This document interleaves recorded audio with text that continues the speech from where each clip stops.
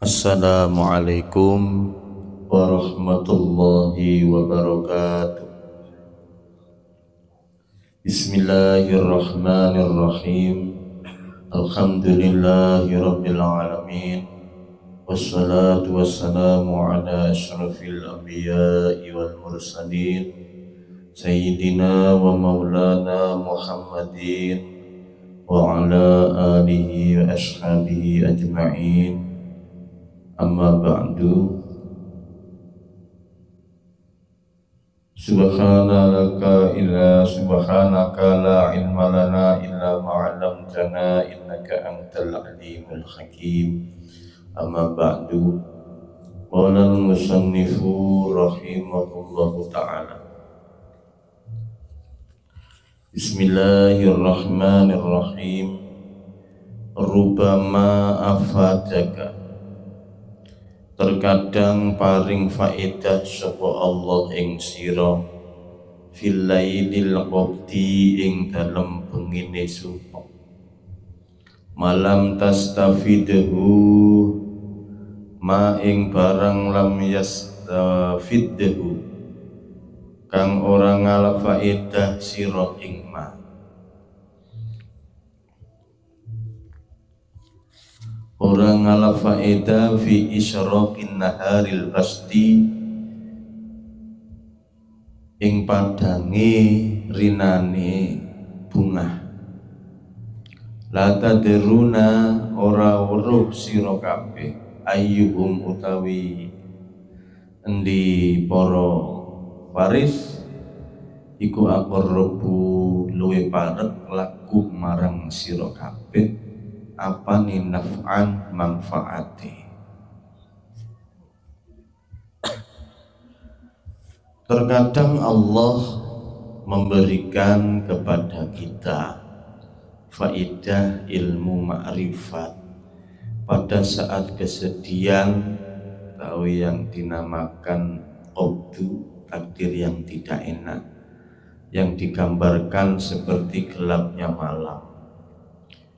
Jadi ketika kita ditakdir qobdu, ditakdir tidak enak, yang rasanya itu takdir itu tidak bakalan pergi dari kita. Seringkali itu dijadikan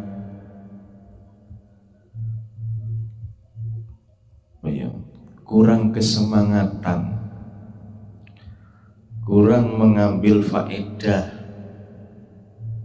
bahwasannya apapun yang ditakdir oleh Allah itu adalah yang terbaik. Seringkali kita masih menilai bahwasannya takdir buruk itu efeknya negatif bagi diri kita, padahal apapun yang ditakdir Allah, baik takdir qobdi maupun pasti, itu semuanya mengandung hikmah, semuanya adalah pertolongan dan nikmat dari Allah Subhanahu wa ta'ala.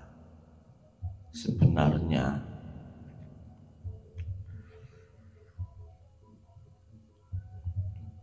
kesenangan atau pasti yang digambarkan terangnya siang, kalau kita diberi kenikmatan, seringkali kita tidak memanfaatkan kenikmatan itu untuk mendekatkan hati kita kepada Allah. Kita lupa kepada yang memberi nikmat.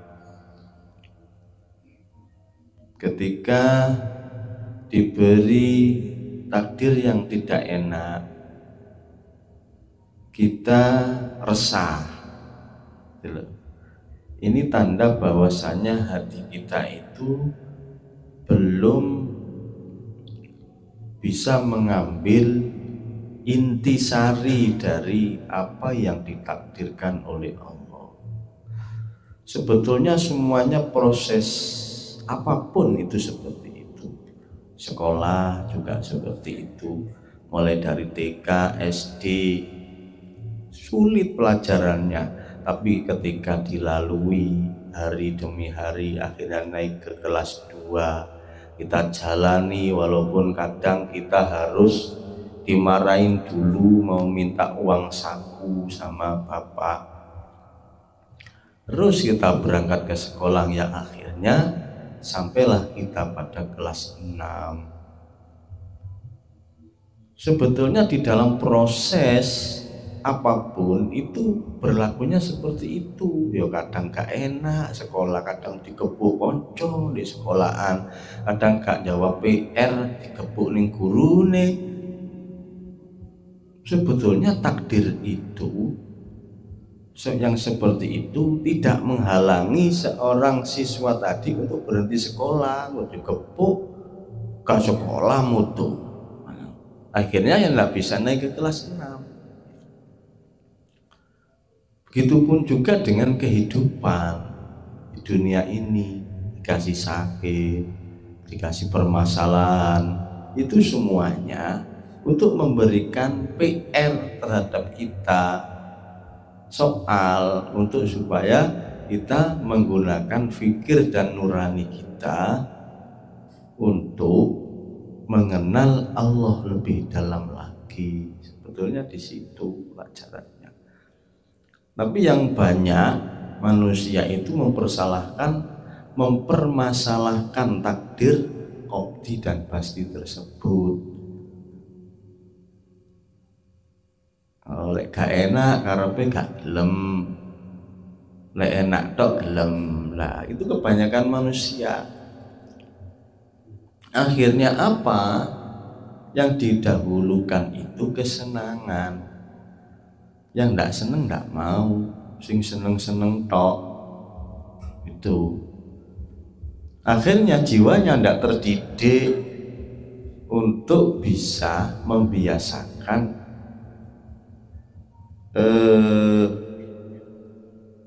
mempelajari dari setiap takdir tersebut. Jadi enak ndak enak itu semuanya nikmat dari Allah, tapi sedikit sekali orang yang bisa menemukan hal itu. Kok bisa dibilang nikmat itu, karunia itu bagaimana? Kelihatan secara fakta dan kenyataannya sakit itu ya ndak enak. Kok ada yang bilang itu nikmat, ada yang bilang itu anugerah. Kayaknya ya gendeng ya, ini ngaji gendeng. Ya. Kita harus ridho di setiap takdir apapun yang diberikan oleh Allah. Niku golongan wong gendeng, Pak. Lek sing ndak gendeng niku ya sing lek duwe seneng enak, lek gak duwe sumpet. Niku jenenge wong waras jenenge. Lah lek sing apa nyekel dhuwit gak nyekel dhuwit iku pancet imane niku pancet dunung teng pangeran ing Allah, ku jarene wong gendeng. Niku logikane umume niku kados ngoten. Sehingga napa tiang-tiang sing sampun orang-orang yang sudah melampaui pelajaran-pelajaran dalam kehidupan ini, pelajaran dari takdir yang enak ataupun tidak enak, mereka tidak pernah, jarang sekali berdoa meminta, karena semuanya itu dia rasa itu nikmat karunia dari Tuhan. Takdir tidak enak itu mengingatkan hati kita agar tetap mencari sisi positif. Akhirnya ketika kita sudah menemukan sisi positif dari takdir yang tidak enak itu tadi, maka selesai maksudnya bagaimana? Kita tidak akan keberatan lagi. Kalau takdir tidak enak saja bisa kita terima, apalagi yang takdir enak. Nah, itu cara kita melatihnya. Jadi percayalah, yakin bahwasanya apapun takdir yang diberikan oleh Allah itu baik, tidak ada yang tidak baik. Menurut sisi manusianya saja yang tidak baik. Menurut Allah baik semua, tidak ada yang tidak baik. Kalau tidak baik tidak mungkin ditakdir seperti itu oleh Allah. Karena Allah itu maha belas kasih, maha sempurna. Nah, kalau kita tidak bisa membuang, masih membeda-bedakan takdir enak dan tidak enak itu, selamanya kita tidak akan bisa dewasa. Jiwa kita tidak akan pernah dewasa. Tetap aja pilih-pilih, lek takdir enak tok gelem, takdir tidak enak tidak mau. Kapan mau dewasa? Tidak bisa. Itu mayoritas dari golongan kita itu seperti itu.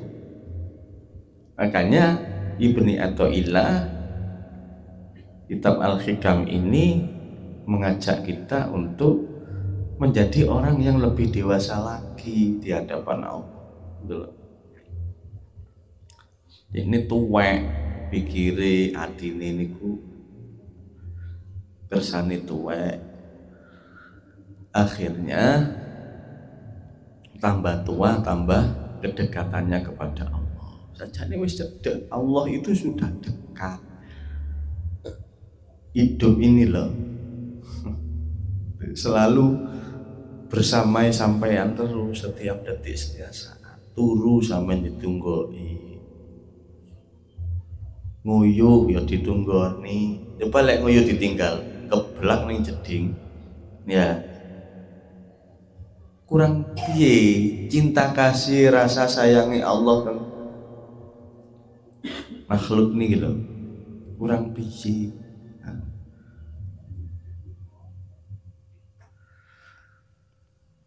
Dia selalu bersamamu di setiap detik kehidupan. Dia tidak bisa meninggalkanmu.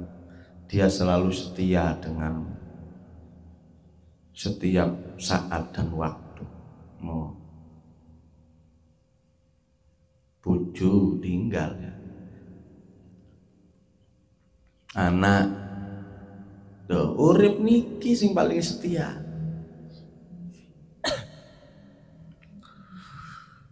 Tidak ada lagi sudah yang paling cinta. Makanya ketika kita sudah menganggap semuanya ini satu, lanang wedok jin wis sembarang kali makhluk siji, Allah nei Allah kabeh, maka ibarat satu sak jero ruangan kula jenengan niku asline kabeh makhluk niki sak jero ruangan. Nah terus nila apa kate teng mriku wong dadi siji.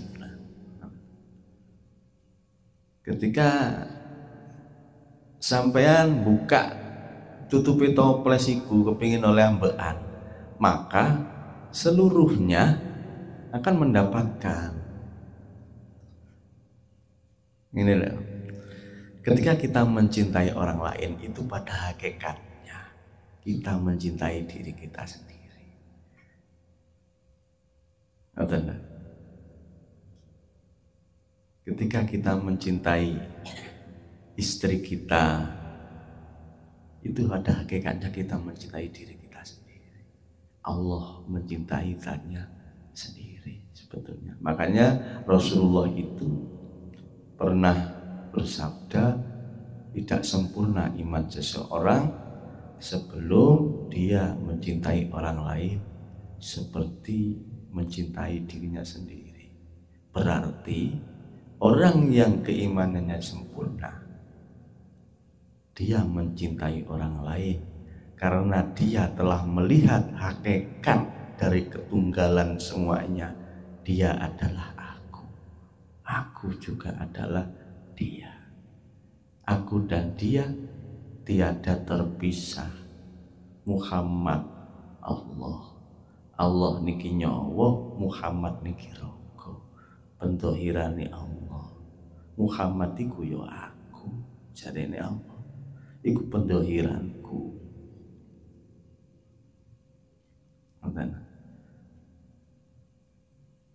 Jadi bangun rasa keyakinan, keimanan di dalam rasa hati bahwasanya apapun yang di dunia ini berangkat dari zat yang satu, Tuhan yang Esa itu tadi.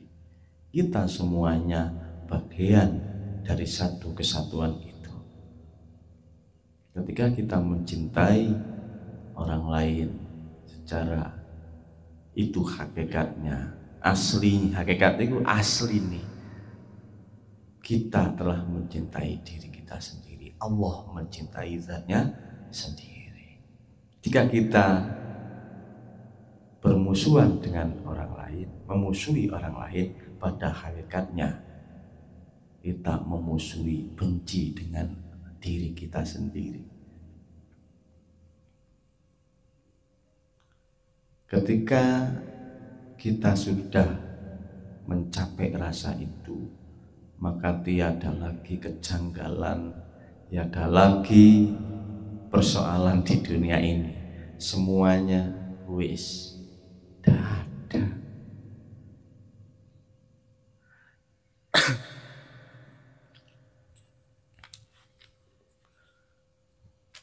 Satu. Itu seringkali terlintas dalam hati dan pikiran kita. Kita masih membedakan bahasanya kayaknya itu bukan buatan Allah juga kan gitu. Makanya sering kita mempunyai masalah di dalam hati kita, masih kita memandang bahwasanya itu bukan Allah. Itu. Jadi yang diharapkan zikir sirul asror itu menancapkan keakuan Allah, mengusir keakuan manusia. Semuanya ini adalah bagian dari Allah, manifestasi pendohiran Allah itu sendiri. Sudahlah, berdamai saja di dunia ini, kita saksikan saja semuanya. Biarlah takdir itu berjalan. Nikmati keindahan Allah di dalam rasa hati. Apapun yang terjadi, tetaplah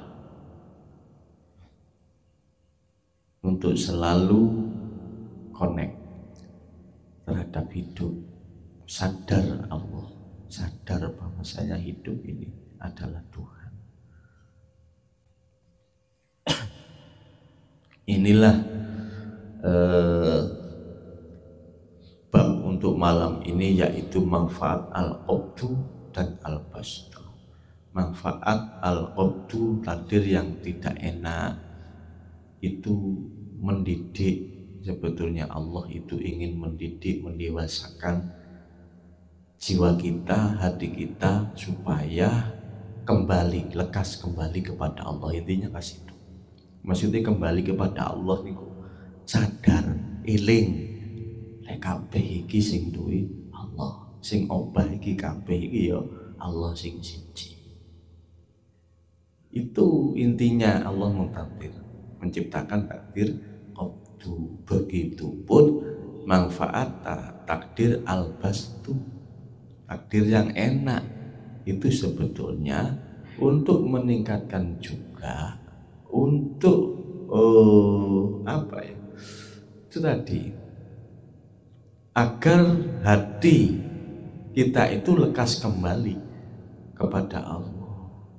Intinya cuma satu, cuma takdirnya yang beda. Kayaknya ada yang tidak enak, kayaknya ada yang enak, padahal enggak.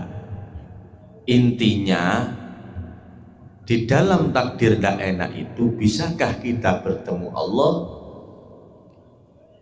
Dan di takdir yang enak itu, bisakah hati kita bertemu dengan Allah? Intinya cuma di situ. Jadi manfaat takdir al-qabdulan al-bastu itu hanya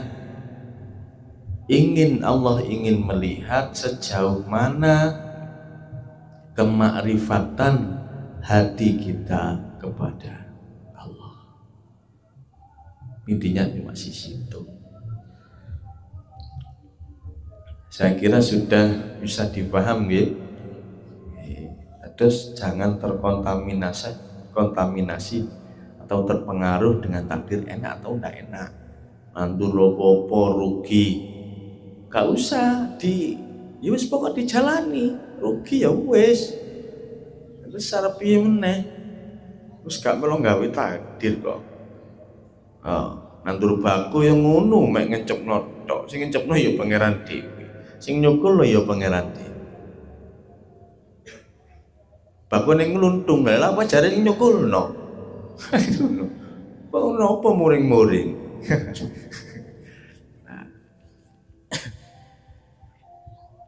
Golek ibadi akeh apik bakune. Ndak menjadikan hatinya bermakrifat terhadap Allah. Lali ning Allah wis.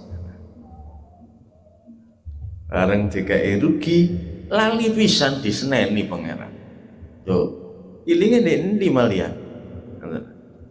Takdir enak ataupun tidak enak, yang terpenting adalah bisakah hati kita bertemu Allah di situ dalam keadaan enak ataupun tidak enak. Itu intinya kajian yang kita kaji malam ini. Dan tentunya ini harus kita praktekkan dalam kehidupan sehari-hari di saat kita menjalani takdir enak ataupun tidak enak. Di situ kita harus bisa menemui Allah. Ya, jangan melihat makhluknya munyeng. Ya. Makanya kegelisahan di tahun 2024 kemarin ternyata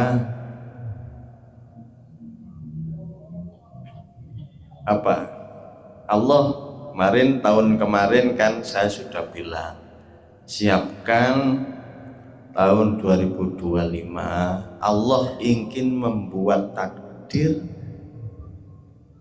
yang lebih ekstrim lagi takdirnya, yang kemungkinan di tahun 2024, 2023 itu belum ada. Dan ternyata sekarang memang seperti itu kenyataannya. Banyak perkara-perkara atau di media, kalau kita simak satu media uploadan, hati kita akhirnya tertarik di situ, ketarik, terus akhirnya pegel dengan berita-berita seperti itu. Hati-hati ini. Nah, itu yang membuat juga bukan masalah beritanya. Melihat apapun, berita atau film atau apapun, bisa enggak bertemu Allah di situ? Intinya di situ. Kalau bisa bertemu Allah, saya yakin hati kita tidak akan terkontaminasi dengan berita atau apapun keadaan. Itu. Makanya saya selalu berpesan, pegang terus zikir sirul asror agar hatimu selalu indah di setiap saat dan waktu. Hanya ini saja yang bisa saya sampaikan. Kurang lebihnya saya mohon maaf. Barangkali ada yang perlu ditanyakan dari jamaah, saya persilakan.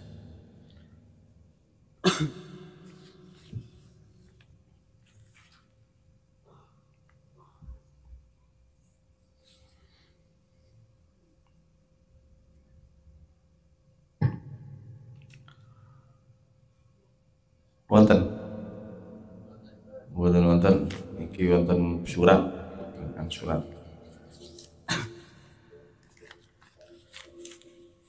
Assalamualaikum warahmatullahi wabarakatuh. Assalamualaikum warahmatullahi wabarakatuh.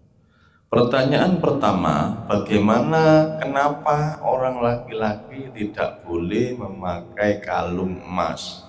Tolong jelaskan. Kalung emas.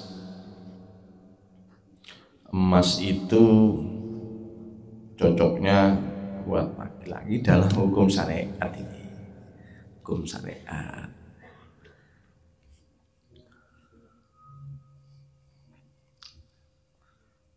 Jadi emas itu memang dari zaman dulu itu yang pantas memang orang wanita yang memakai perhiasan. Wong lanang itu jenenge apa ya? Memakai ya juga tidak apa-apa. Cuma tidak boleh di dalam hukum syariat itu loh. Kalau sampean gawe ya tidak ada masalah. Tapi ditegur sama hukum syariat gitu loh.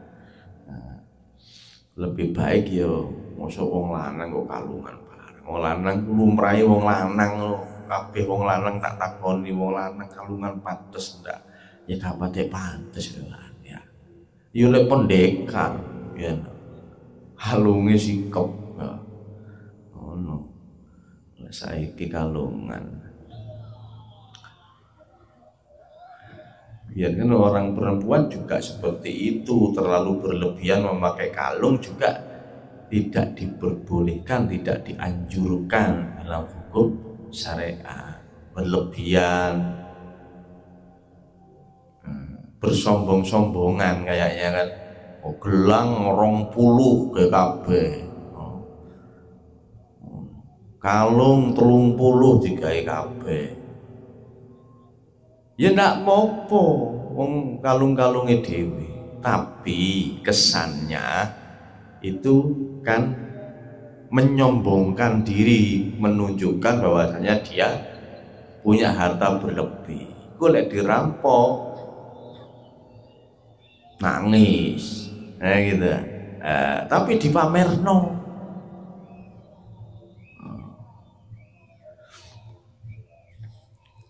Lali aku hukumi wong lanang. Penting yang sing eling, yang ingat, saya tidak diperkenankan untuk laki-laki memakai cincin atau kalung dari emas, perhiasan dari emas. Kalau masalah alasannya banyak yang lupa. Saya dulu waktu ngaji hitam itu di pondok. Kalau yang saya ingat ya memang laki-laki tidak diperkenankan untuk memakai emas-emasan. Kalau perak tidak masalah, tidak apa-apa. Kalau emas itu tidak diperbolehkan. Entah apa alasannya, yang intinya tidak boleh, tidak diperbolehkan dalam hukum syariat. Itu jawabannya. Pertanyaan yang kedua, apa bedanya apa gitu tulisannya? Majeduk, dan pengok atau stres sama atau tidak? Majedub itu orang yang gila atau ketarik sama Allah. Hati seseorang yang sudah fana kepada selain Allah, dan akhirnya yang dilihat itu hanya Allah. Nah, yang dilihat hanya Allah, terlalu dia ketarik ke dalamnya. Maksudnya itu mabuk loh, Pak. Orang yang mabuk kepada Allah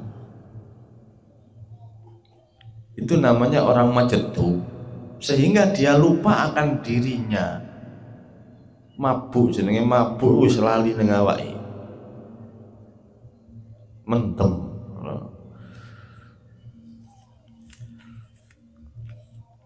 Nek cara basa Jawane yo gendeng sekonyong-konyong koder ngono.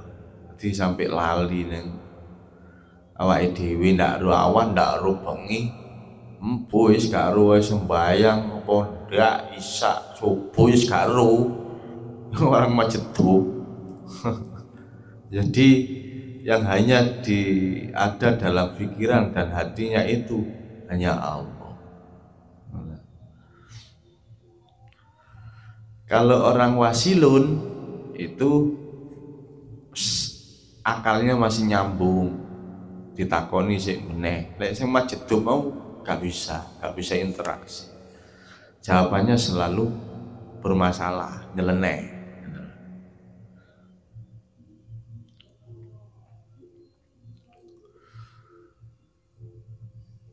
Dia juga tidak terikat dengan hukum-hukum syariat. Makanya orang majdub, orang yang gila itu gak sholat juga gak ada masalah.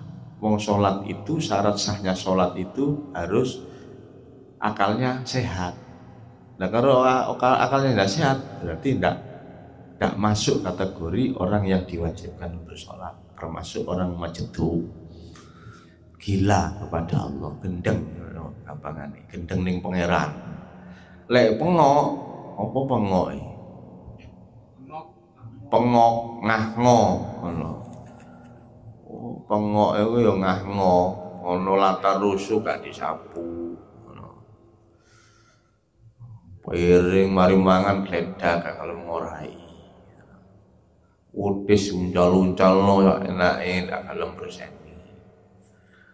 Wis sembarang jenenge pengok. Atau stres. Lek stres iku gak keturutan apa sing dicapai. Contoh, asalkan seneng nyenengi arek wedok. Mari ngono cintae wis konyong-konyong koder. Wedoke gak seneng.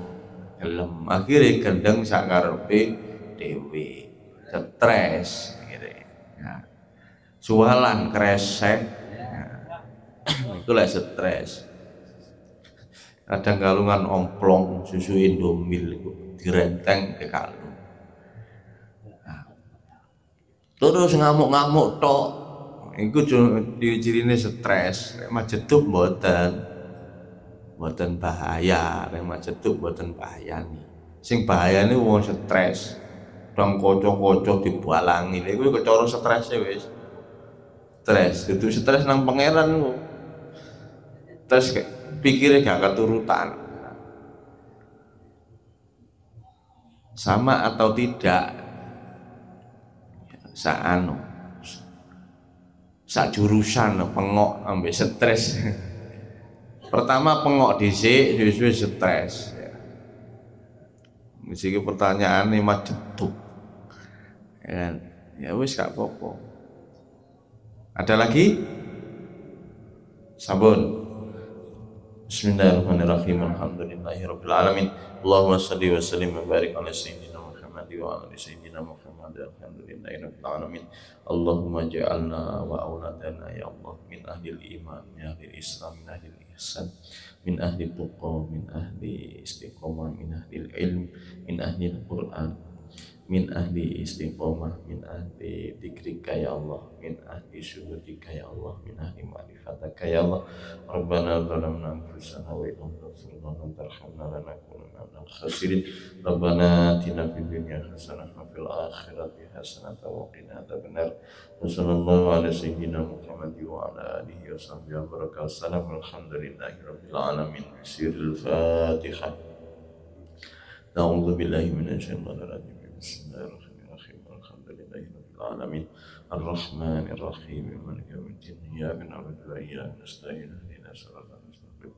Shiratal ladzina an'amta 'alaihim ghairil maghdubi 'alaihim waladdallin. Assalamualaikum warahmatullahi wabarakatuh.